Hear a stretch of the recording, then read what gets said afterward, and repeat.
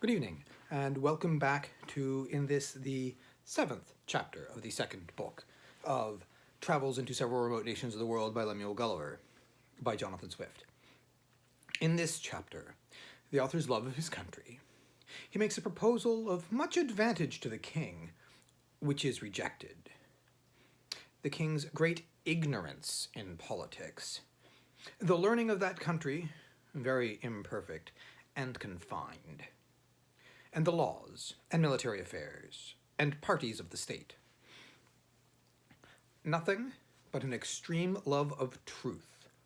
could have hindered me from concealing this part of my story. It was in vain to discover my resentments, which were always turned into ridicule, and I was forced to rest with patience, while my noble and beloved country was so injuriously treated. I am as heartily sorry as any of my readers can possibly be that such an occasion was given. But this prince happened to be so curious and inquisitive upon every particular that it could not consist either with gratitude or good manners to refuse giving him what satisfaction I was able. Yet thus much I may be allowed to say in my own vindication, that I artfully eluded many of his questions, and gave to every point a more favorable turn by many degrees than the strictness of the truth would allow. For I have always borne that laudable partiality to my own country, which Dionysius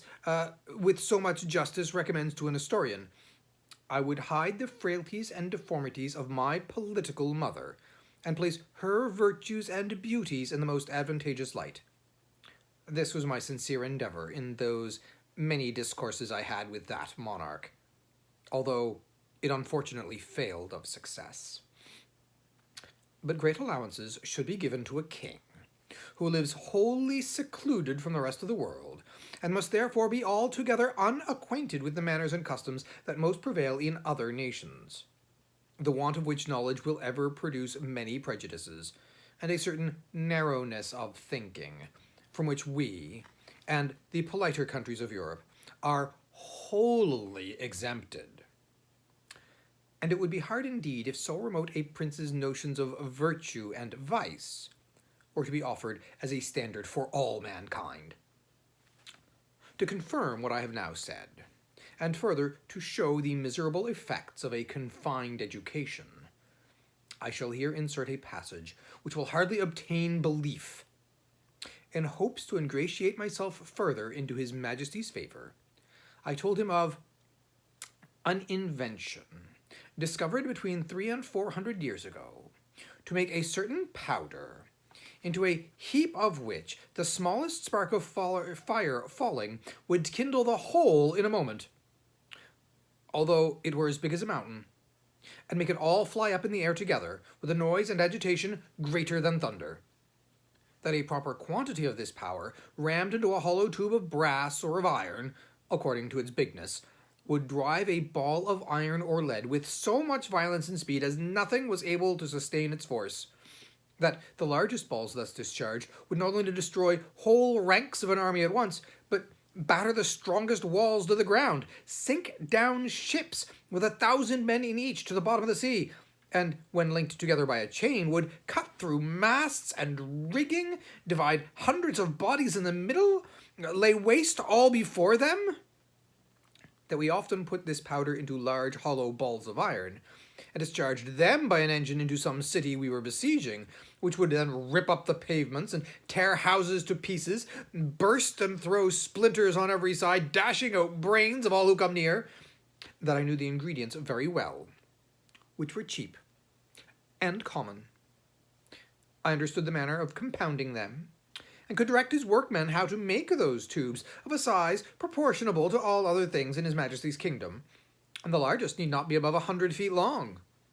20 or 30 of which tubes, charged with a proper quantity of powder and ball, would batter down the walls of the strongest town in his dominion in just a few hours, or destroy the whole metropolis, if ever it should pretend to dispute his absolute commands. This I humbly offered to his Majesty, as a small tribute of acknowledgment, in turn for so many marks that I had received of his royal favour and protection. Well, the king was struck with horror at the description I had given of these terrible engines, and the proposal that I had made. He was amazed how so impotent and grovelling an insect as I, those were his expressions, could entertain such inhuman ideas, and in just so familiar a manner as to appear wholly unmoved at all the scenes of blood and desolation which I had painted as the common effects of those destructive machines, whereof, he said, some evil genius, enemy to mankind, must have been the first contriver. As for himself, he protested, that although few things delighted him so much as new discoveries in art or in nature, yet he would rather lose half, a full half of his kingdom, than be privy to such a secret, which he commanded me, as I valued any life, never to mention any more. A strange effect of narrow principles and views, that a prince possessed of every quality which procures veneration, love, and esteem, of strong parts, great wisdom, and profound learning, endowed with admirable talents, and almost adored by his subjects, should, from a nice unnecessary scruple, whereof in Europe we can have no conception, let slip an opportunity put into his hands that would have made him an absolute master of the lives, the liberties, and the fortunes of his people. Neither do I say this with the least intention to detract from the many virtues of that excellent king, whose character, I am sensible, will, on this account, be very much lessened in the opinion of an English reader. But I take this defect among them to have risen from their ignorance, by not having hitherto reduced politics to a science, as the more acute wits of Europe have done. For I remember very well, in a discourse one day with the king, when I happened to say, there were several thousand books among us written upon the art of government, and it gave him, directly contrary to my intention, a very mean opinion of our understandings.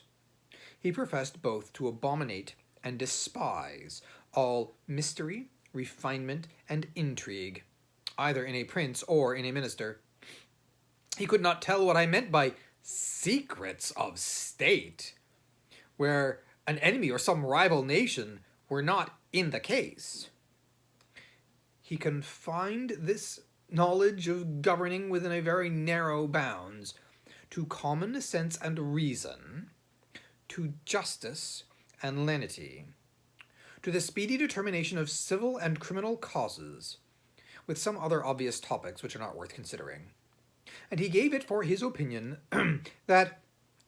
whoever could make 2 ears of corn or 2 blades of grass to grow upon a spot of ground where only one grew before, would deserve better of mankind and do more essential service to the country than the whole race of politicians put together. Well, the learning of this people is very defective, consisting only in morality, history, poetry, and mathematics, wherein they must be allowed to excel, but the last of these is wholly applied to what may be useful in life,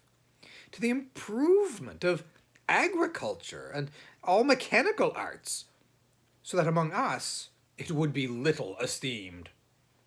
And as to ideas and entities and abstractions and transcendentals, well, I could never drive the least conception into their heads. No law in that country must exceed in words the number of letters in their alphabet, which consists only of 22. But indeed, few of them extend even to that length. They are expressed in the most plain and simple terms,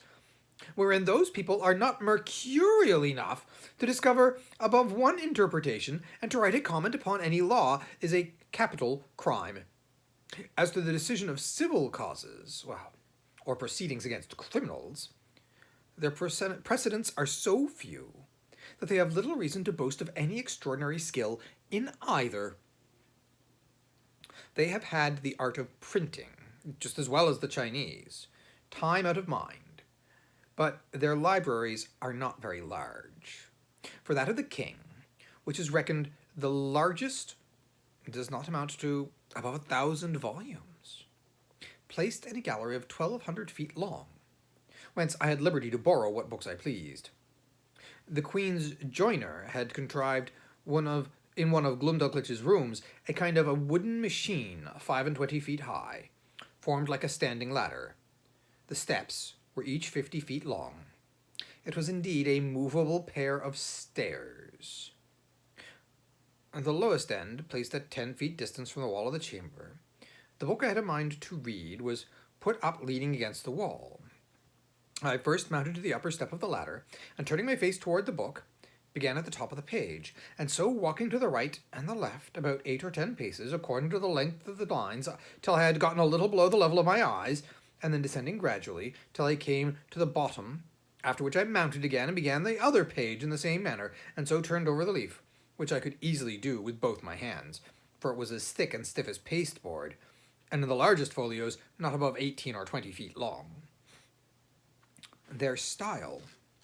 is clear, masculine, and smooth, but not florid, for they avoid nothing more than multiplying unnecessary words, or using various expressions for one thing. I have perused many of their books, especially those in history and morality. Among the rest, I was much diverted with a little old treatise which always lay in Glumdalclitch's bedchamber and belonged to her governess, a grave and elderly gentlewoman, who dealt in writings of morality and devotion. The book treats of the weakness of humankind, and is in little esteem except among women and the vulgar. However, I was curious to see what an author of that country could say upon such a subject. This writer went through all the usual topics of European moralists, showing how diminutive, contemptible, and helpless an animal was man in his own nature, how unable to defend himself from inclemencies of the air or the fury of wild beasts, how much he was excelled by one creature in strength, or by another in speed, or by a third in foresight, by a fourth in industry. He added that nature was degenerated in these latter declining ages of the world, and could now produce only small and abortive births, in comparison of those in ancient times. He said it was very reasonable to think, not only that the species of men were originally much larger, but that also there must have been giants in former ages, which it is assumed by history and tradition, so it has been confirmed by huge bones and skulls casually dug up in several parts of the kingdom, far exceeding the common dwindled race of men in our days. And he argued that the very laws of nature absolutely required that we should have been made, in the beginning, of a size much more large and robust, and not so liable to destruction from every little accident, of a tile falling from a house, or a stone cast from the hand of a boy, or being drowned in a little brook. From this way of reasoning, the author drew several moral applications useful in the conduct of life, but needless here to repeat. For my own part, I could not avoid reflecting how universally this talent was spread, of drawing lectures in morality, or indeed rather matter of discontent and repining, from the quarrels that we raise with nature. And I believe, upon a strict inquiry, those quarrels might be shown as ill-grounded among us as they are among that people. As to their military affairs, they boast that the king's army consists of 176,000 foot, and 32,000 horse. If that may be called an army, which is made up of tradesmen in the several cities, and farmers in the country, whose commanders are only the nobility and gentry, without any pay or reward. They are indeed perfect enough in their exercises, and under very good discipline, wherein I saw no great merit, for how should it be otherwise, where every farmer is under the command of his own landlord, and every citizen under that of the principal men in his own city, chosen after the manner of Venice, by ballot? I have often seen the militia of Lorbrulgrud drawn out to exercise in a great field near the city of 20 miles square. They were in all not above 25,000 foot and 6,000 horse, but it was impossible for me to compute their number, considering the space of ground they took up. A cavalier mounted on a large steed might be about 90 feet high. I have seen this whole body of horse, upon a word of command, draw their swords at once and brandish them in the air. No imagination can figure nothing so grand, so surprising, so astonishing. It looked as if 10,000 flashes of lightning were darting at the same time from every quarter of the sky. I was curious to know how this prince, to whose dominions there is no access from any other country, came to think of armies, or to teach his people the practice of military discipline.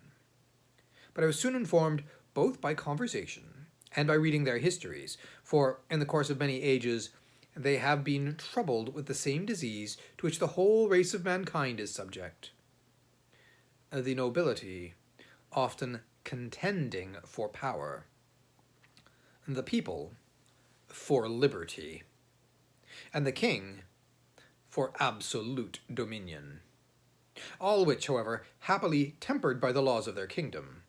have been sometimes violated by each of the three parties, and have more than once occasioned civil wars, the last whereof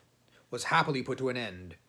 by this prince's grandfather in a general composition, and the militia, then settled with common consent, has been ever since kept in the strictest duty. Thus ends the 7th chapter of the 2nd volume of Travels into Several Remote Nations of the World by Lemuel Gulliver. Good night.